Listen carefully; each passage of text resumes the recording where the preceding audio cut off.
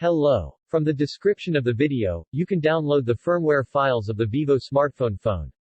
Firmware is the main file of smartphone operating system, also known as flash files or stock ROM. The files we are providing you are official file. You can upgrade or downgrade the software of your phone with the help of these files.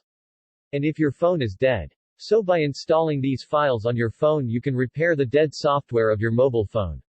With the help of this firmware you can get rid of problems like IMEI problem or unknown baseband of your smartphone. This video contains the files of Qualcomm Vivo smartphone. By the way, we will flash this phone with the help of Qualcomm flash tools.